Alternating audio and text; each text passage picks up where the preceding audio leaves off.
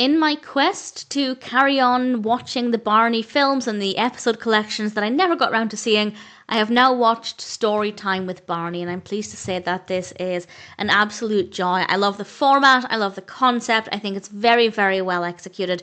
This was released in 2014. And this one, like some of the others, is a collection of clips from previous episodes. It includes clips from at least seasons 12, 14, and 16.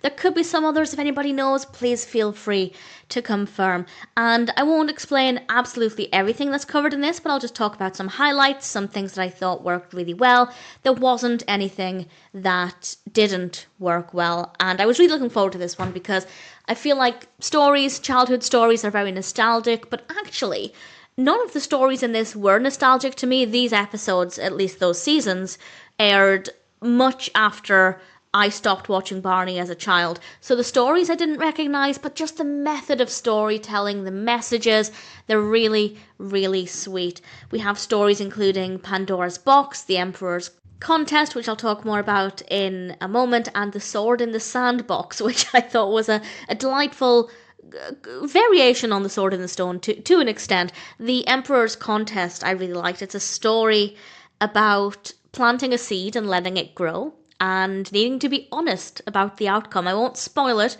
but there are some great messages in all of the stories. We have messages about patience and honesty and persevering with trying new things. Every message I thought was ideal for the target audience, but they're also ideal for us older viewers as well. It's always nice to be reminded that you need to be patient. I have no patience. I absolutely have never had any patience. So if that was a message in early Barney episodes, it clearly never had an effect on me. But the messages are really brilliant. My personal favourite story was The Emperor's Contest. The characters are all played by the children in the stories, and of course Barney as well, and some of the other characters are there.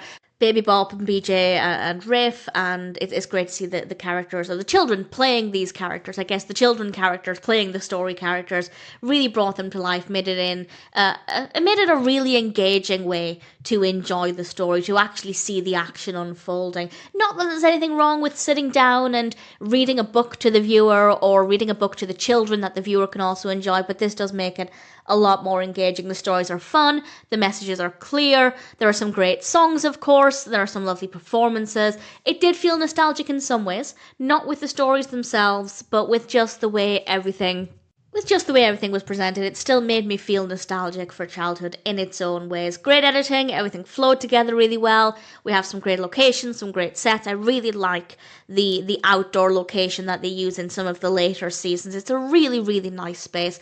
And all things considered, Storytime with Barney was the delight that I thought it would be. And if you're a Barney fan, if you're looking for some nostalgia and a pleasant watch, then I'd say it's certainly worth watching.